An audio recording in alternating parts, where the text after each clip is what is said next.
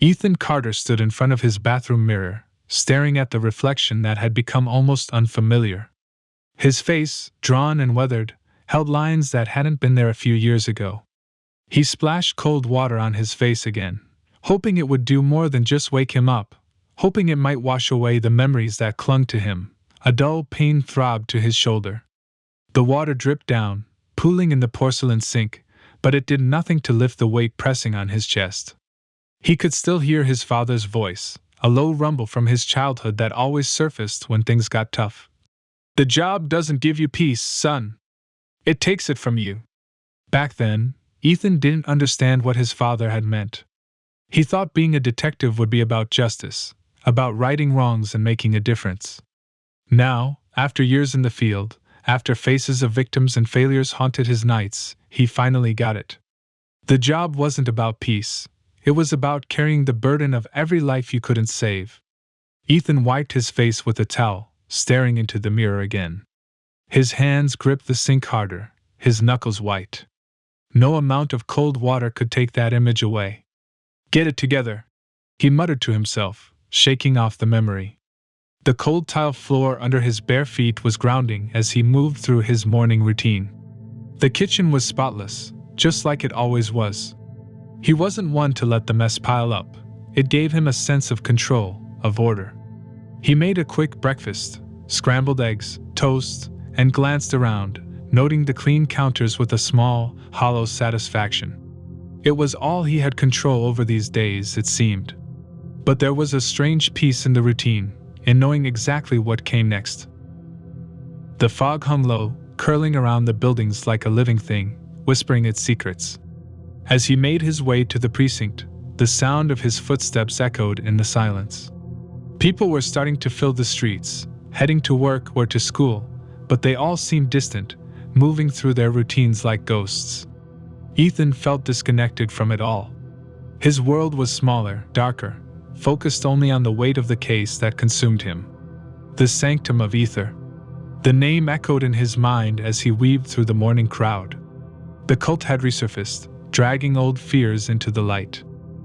At the precinct, the familiar cacophony of ringing phones, hushed conversations, and the hum of the coffee machine greeted him. But even here, where the daily grind of law and order continued without pause, there was an undercurrent of unease. Ethan could feel it in the air, as if the walls themselves knew what was coming. He walked through the open office space, nodding to a few colleagues, though he didn't stop to talk. He didn't have the energy for small talk. Today was different. Today, they were about to unearth something real, something that would make the shadows even darker. When he reached his desk, he found Claire already there, standing with a stack of documents in her hands. Her eyes were sharper than usual, a spark of excitement burning behind them. She was always the one to push forward, always the one with the fire. Ethan admired it, even if sometimes he needed to be the one to pull her back from the edge. "Robert Templeton came through," Claire said, her voice tight with anticipation as she dropped the papers onto his cluttered desk. "The documents just arrived." Ethan raised his eyebrows, sitting down. "Finally. Something we can sink our teeth into." They cleared a space on the desk, pushing aside empty coffee mugs and old case files. Claire handed him the first set of papers, and they both began digging in, flipping through the yellowed pages with care. "These are personal letters," Claire muttered, holding up a stack tied together with fraying twine. "Correspondence between Harold Templeton and some of his contacts." Ethan scanned the documents in front of him, his fingers brushing over old journal entries and faded newspaper clippings. There was a sense of history in these papers, as though they were handling something long buried, something meant to stay hidden. "This is from the 1940s, Ethan said, holding up a brittle newspaper clipping. "A man found dead, strange symbols all over the scene. And here's Harold Templeton's name, mentioned as a person of interest." Claire leaned in, her eyes narrowing as she read. "These symbols. They're the same ones we found around Caldwell's body. It's the same damn thing." The room seemed to close in around them as they worked, the walls of the precinct fading into the background. Ethan found himself sinking deeper into the past with every page he turned. Harold Templeton's life was laid out in front of them, his obsession with the Sanctum of Aether, his descent into dark rituals and forbidden knowledge. It was all there, written in his own hand. "This entry mentions a gathering at an old manor," Claire said, holding up a page from Harold's journal. "Something about an initiation." The words on the page seemed to pulse with meaning, as though they held a power long forgotten. "He wasn't just involved," Ethan said slowly. "He was leading this thing. And it killed him." Then Claire pulled a small, worn photograph from the pile and held it up. The edges were crinkled, the black and white image faded with time. A group of men stood in front of what looked like an abandoned factory, their faces grim and resolute. "Recognize any of them?" she asked, her voice quiet. "That's Robert Templeton," he said, his eyes widening. Claire nodded. "It is indeed. But the place. I feel like I've seen that factory somewhere." Claire tucked the photo back into the folder, her fingers lingering on the image. "We need to check it out. There might be something there." Ethan nodded. His thoughts drifted back to his father. He could see him now, standing in the kitchen, his uniform perfectly pressed, his hands wrapped around a cup of black coffee. "The world doesn't care how much you hurt, Ethan. It only cares if you get the job done." His father had been a man of rules, of order. He believed in control above all else, believed that the world could be held in check if you were strong enough. But Ethan had learned that wasn't true. Control was an illusion. The job wasn't about keeping everything in line, it was about surviving the chaos. Claire and Ethan arrive at the precinct, exhausted but determined to get answers from the sniper. They walk down the hallway toward the interrogation room, where Sarah Wells is supposed to be guarding him. As they approach, they notice a small crowd of officers gathering, whispering and exchanging uneasy glances. The door swings open, revealing Sarah sitting against the wall, her face pale, clutching her side, with a smudge of blood on her shirt.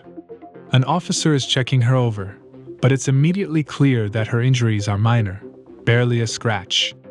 When she sees Claire and Ethan, Sarah tries to sit up straighter, wincing theatrically. "Sarah, what happened?" Claire's voice is a mix of concern and impatience. Sarah grimaces. I was doing rounds when he lunged at me," she says, looking down.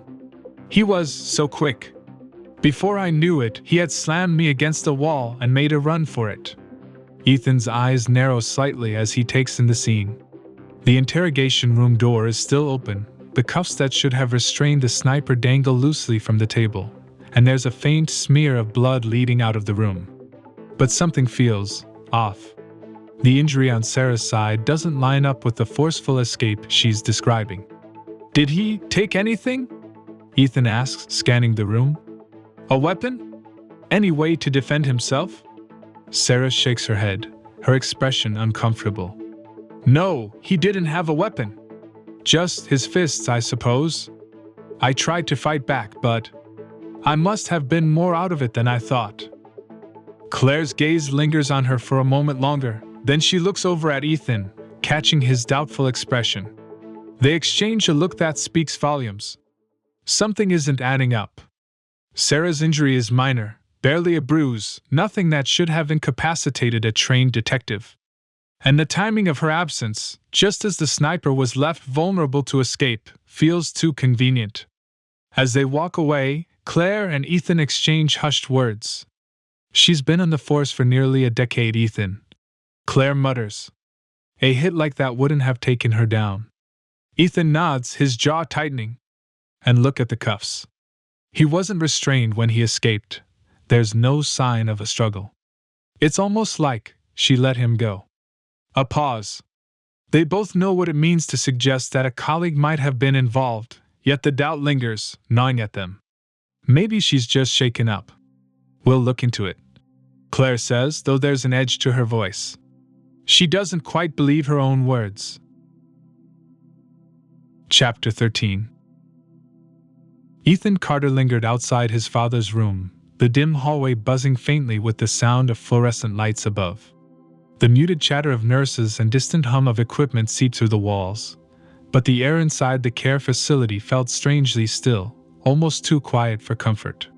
He'd stood here before, in this same spot, feeling the weight of time pressing down on him, but today felt different. The nurse had smiled at him when he arrived.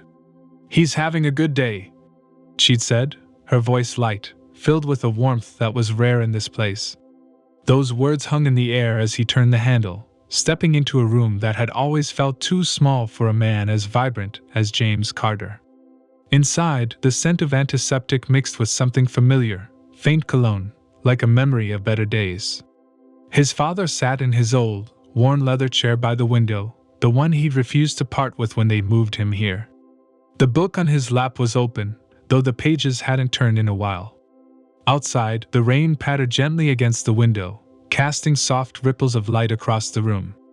"Dad," Ethan said softly, almost testing the word. James Carter's eyes lifted from the page, and for a moment, the fog that usually dulled his sharp gaze cleared. His lips twitched into a small smile, one that Ethan hadn't seen in far too long. "Well, look who decided to show up," James said, his voice gravelly but warm, like it had been so many times before. Ethan stepped in, shaking off the chill from outside, and held up a six-pack of beer, his father's favorite, the kind they used to drink when life was easier, when soccer matches on lazy Sunday mornings were the only thing that mattered. "I brought something to warm you up," Ethan said, holding out the bottles. James' face lit up, his hand reaching for one with the kind of eagerness Ethan hadn't seen in ages. "Now that's what I'm talking about," James said, cracking the cap open with a satisfying hiss.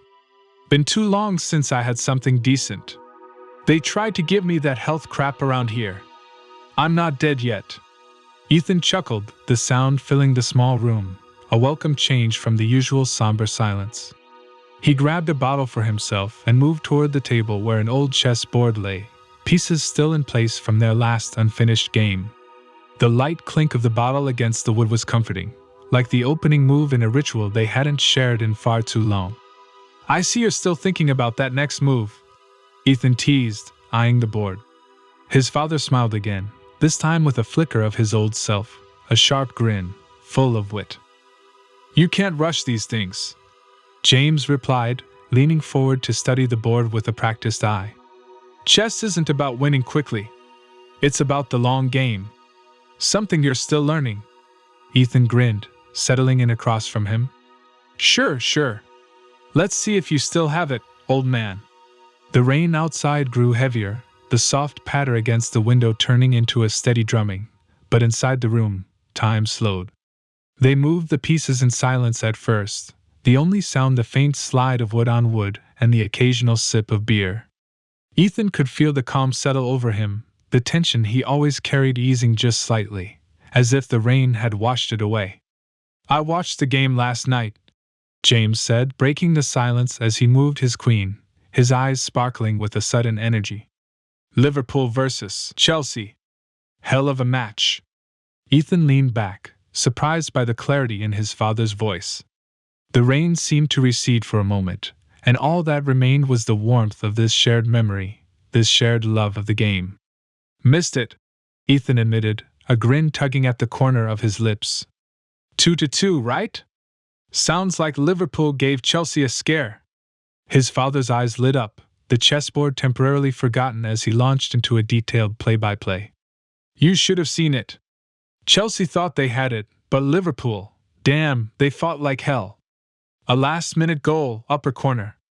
Beautiful. The crowd went mad." The way James talked, it was as if they were back in the old house, Ethan thought, sitting on the worn-out couch, watching the match together like they always had.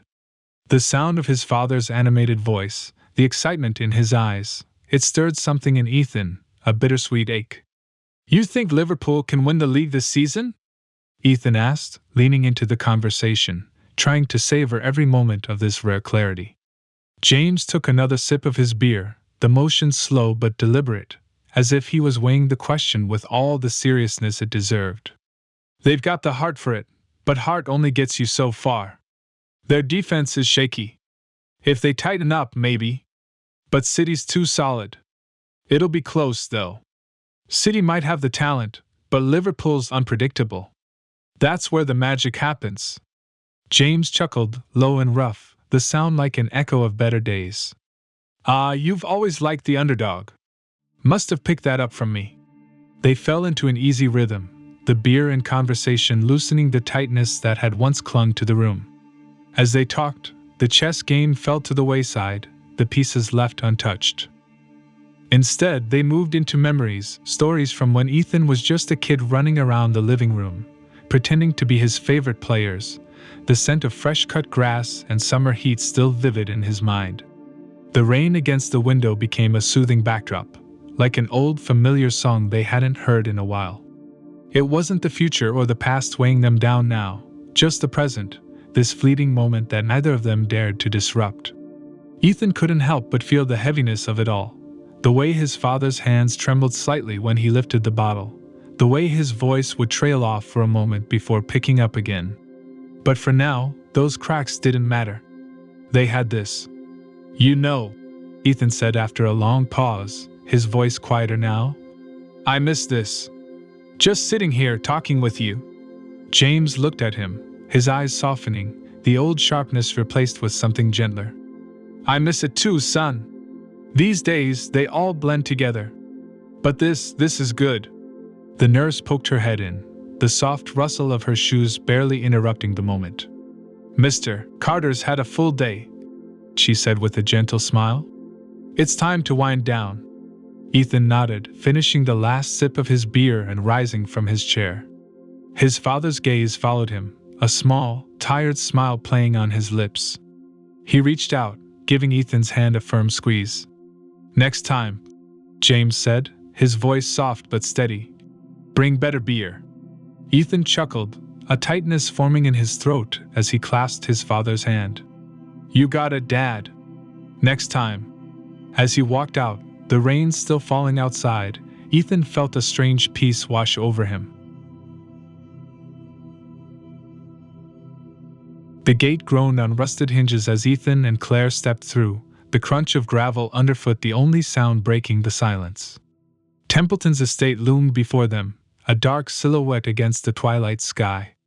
Gothic spires clawed at the heavens, casting jagged shadows over the tangled hedges lining the long driveway. The house seemed to watch them, silent, expectant, its windows dark and hollow, like the empty eyes of a long-dead corpse. Ethan glanced at Claire. Her jaw was set, her eyes fixed on the mansion. She gave the smallest nod, and they moved forward, boots grinding against the gravel as they approached the entrance. The driveway stretched longer than it seemed, the fading light swallowed by the creeping shadows of the overgrown garden. As they reached the towering oak door, Ethan knocked. The sound echoed unnaturally, lingering in the dense air like a warning. For a moment, only the whisper of the wind stirred the overgrown ivy clinging to the stone walls.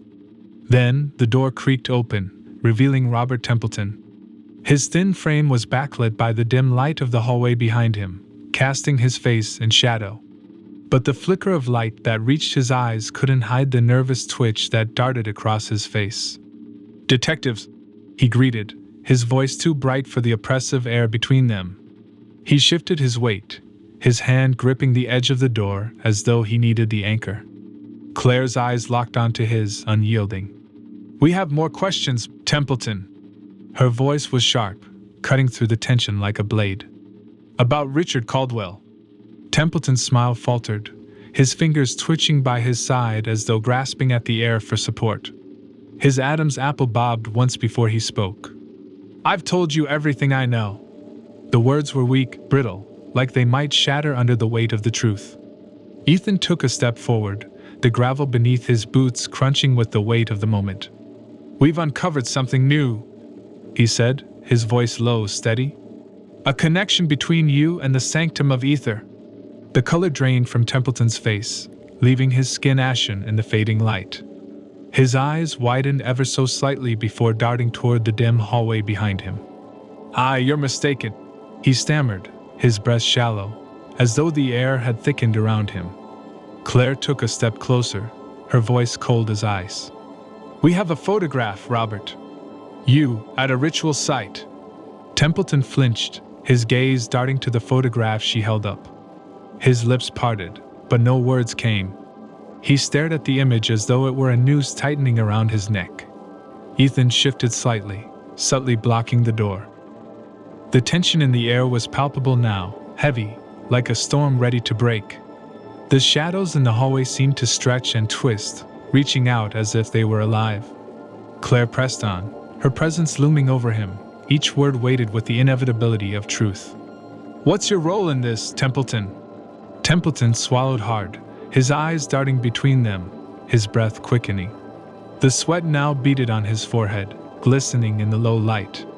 His fingers twitched, then balled into fists at his sides as if he could somehow fight his way out of this. Without warning, he shoved past them, his shoulder slamming into Ethan as he bolted through the door. Ethan cried out in pain as his injured shoulder hit the wall.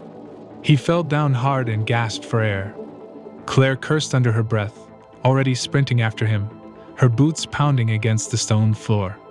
Ethan tried to follow, his pulse racing as they tore down the narrow corridor, the mansion's darkened halls closing in around them like a twisted maze. The garden door slammed open with a loud bang, and Templeton burst into the night. His breath was ragged, his coat flapping wildly behind him as he sprinted across the damp grass. The garden was a labyrinth of overgrown hedges and crumbling statues, the ground slick from the day's rain, making every step treacherous. Claire's breath came in controlled bursts as she chased Templeton, his boots slipping slightly on the wet grass. She could hear Ethan close behind him. The wind whipped through the garden, tugging at their clothes, carrying the scent of damp earth and decay. Templeton veered toward the old greenhouse, its glass walls barely visible in the dim light. The sound of breaking branches echoed through the overgrown hedges as Templeton stumbled but didn't stop. Fear gave him speed, his movements frantic as he reached the greenhouse door, fumbling desperately for the handle. Claire lunged, her hand catching the collar of Templeton's coat just as the door swung open. They tumbled inside, crashing to the floor with a heavy thud. The brittle glass door rattled on its hinges as they hit the ground, the sharp crunch of broken glass beneath them. Templeton scrambled to his feet, knocking over rusted tools and shattered plant pots as he stumbled deeper into the greenhouse. His breath came in harsh gasps, his eyes wide and wild, glancing back over his shoulder as if expecting a ghost to reach out and grab him. But Ethan was already there, his silhouette dark and menacing against the fractured light seeping through the cracked glass panes. He had his gun aimed at Templeton while panting. "Don't do it, Templeton! Please!" Templeton's voice broke, barely more than a whisper, his back hitting the glass wall behind him. The brittle leaves of long-dead plants hung limply around him, like specters of forgotten life. His hands trembled as he raised them in a futile gesture of surrender. "You don't understand what you're getting into." Claire's expression didn't change. She didn't need to speak, the look in her eyes was enough. She moved closer, her handcuffs glinting coldly in the dim light. There was no escape now, and they all knew it. Templeton's shoulders slumped as the realization washed over him. The fight drained from his body, leaving him a broken, trembling figure slouched against the glass. He slid down the wall, collapsing into the dirt and debris that littered the floor, his breath shallow, uneven. The handcuffs clicked shut around Templeton's wrists, the sound sharp and final in the heavy silence. His head hung low, his breath ragged and defeated. "Let's go," Ethan said quietly, his grip firm on Templeton's arm as he hauled him to his feet. Templeton didn't resist. His body felt slack, like a man who had already accepted his fate. The precinct was a far cry from the eerie quiet of Templeton's estate, but the tension clung to them all the same. The dim hum of fluorescent lights buzzed overhead as they led Templeton into the interrogation room. The harsh, sterile lighting cast sharp shadows against the stark walls, making the room feel smaller, more oppressive. The cold metal table gleamed under the unforgiving light, and Templeton flinched as they pushed him into a chair. Claire shut the door with a deliberate click, the sound slicing through the thick air. She moved slowly, each step measured, as she sat down across from Templeton. Ethan stood by the door, arms folded, his eyes narrowing as he watched the man in front of them. For a long moment, no one spoke. The hum of the lights and the distant murmur of voices outside the room were the only sounds. Templeton sat still, his eyes darting to the corners of the room as though searching for a way out, but there was none. His hands trembled in the cuffs, rattling slightly against the cold metal of the table. Claire's gaze bore into him, unblinking. "Start talking," she said, her voice soft but unyielding, like the calm before a storm. "What do you know about the Sanctum of Aether?" Templeton's eyes flicked toward Ethan, then back to Claire. His lips parted, but no sound came. He swallowed hard, his throat dry, before finally speaking. I didn't want any part of this," he stammered, his voice barely above a whisper. "It was Richard. He dragged me into this." Ethan took a step forward, his presence looming large over the table. His voice was low, controlled. "You were at that site, Robert. We've got evidence. You were involved." Templeton's breath quickened, his eyes darting between them in panic. His head hung lower, as though the air itself had become too heavy for him to lift it. "We were just curious," he muttered, almost to himself. "The symbols, the rituals. They promise power. Richard. He said it would protect us." Claire leaned forward, her fingers tapping lightly against the table, each tap like the ticking of a clock running out. "What kind of protection?" she asked, her voice slicing through the space between them. Templeton's eyes darted up, a flicker of panic flashing in them. Richard became obsessed. He rasped, his voice trembling. He said, something was coming.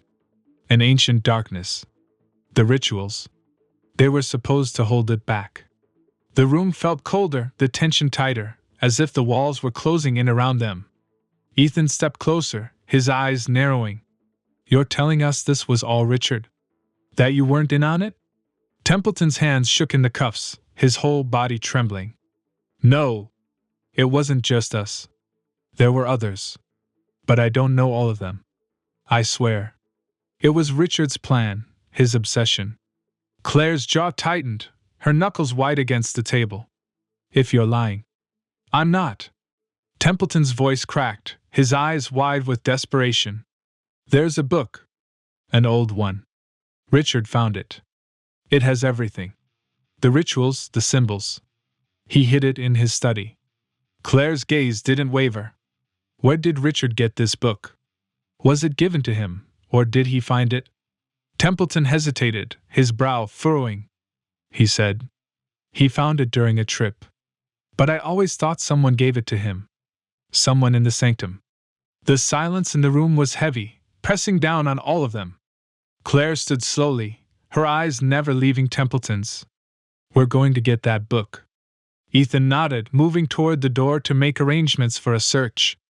But just as his hand reached for the handle, the door swung open, and a lawyer stepped inside, his sharp eyes scanning the room. "Templeton will not be answering any more questions," the lawyer said, his tone clipped and final. Ethan's frustration flared, his fist clenching at his side. "Damn it!" Ethan sat alone in the precinct, the flickering fluorescent lights overhead doing nothing to cut through the oppressive fatigue that weighed him down. His shoulder throbbed, the dull ache of the sniper's bullets still there, a constant reminder of how close he'd come. He flexed his fingers, trying to work out the stiffness, but it didn't help. Sleep had been a fleeting concept for days, just like the answers they needed. But his mind wouldn't shut off. Something was wrong.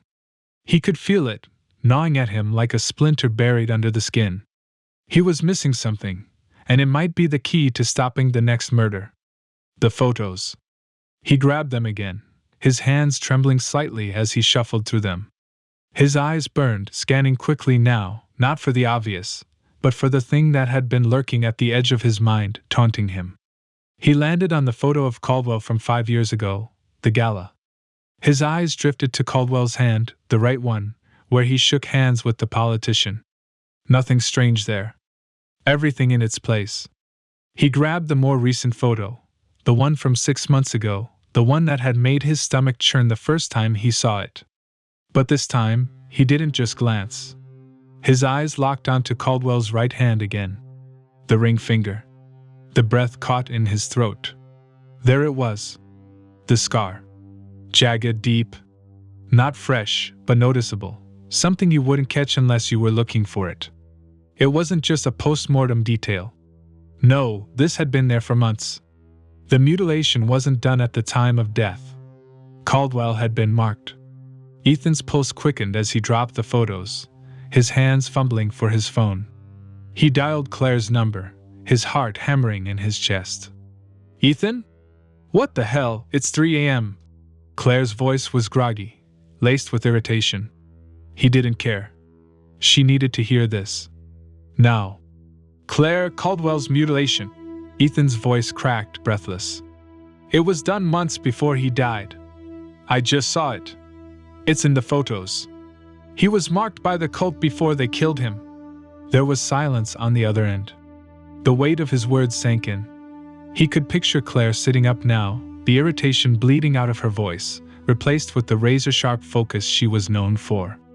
"Wait, what are you talking about?" she finally asked, her voice clearer, more alert. "I'm looking at the photos again." Ethan continued pacing now, his shoulders screaming in protest with each step. His ring finger, "There's a scar. It's not new, Claire. It's from months before his death. He wasn't just a victim. He was part of it." A beat of silence. Then Claire sighed, frustration creeping back into her voice. "So, what do you expect us to do with this, Ethan? Are we going to go around asking people to show us their hands?" "Ethan." Claire's voice softened, a rare moment of empathy breaking through. "I get it. But how the hell are we supposed to even start doing that? What, we go up to people on the street and ask if they've got scars? That's not how this works." Ethan's jaw clenched. He could feel the tension pulling at every fiber of his body, like a rubber band stretched too thin. He knew she was right. Hell, part of him knew this sounded crazy. But the desperation was clawing at him now. "I don't know, Claire," he admitted, his voice lower now, strained. "But we have to do something. We're running out of time." "Look, we'll figure it out," Claire said, though even she didn't sound convinced. "Maybe there's another way. We'll check surveillance footage, medical records, something. But running into this blind? It'll get us killed." Her words hit him hard, like a slap to the face, but the truth was there, raw and painful. Ethan swallowed, feeling the burn of frustration mixing with the throb in his shoulder. He nodded, even though she couldn't see him. "Yeah. You're right. Get some rest," Claire added, her voice softening again, though there was an edge to it, a steel that kept them both from breaking. "We'll regroup in the morning. We'll find a way." But as Ethan hung up, the unease gnawed at him again. Rest wouldn't come. Not now. He picked up the photos one more time, staring at Caldwell's scarred hand, his mind already spiraling into what came next. The cult wasn't done. And neither were they.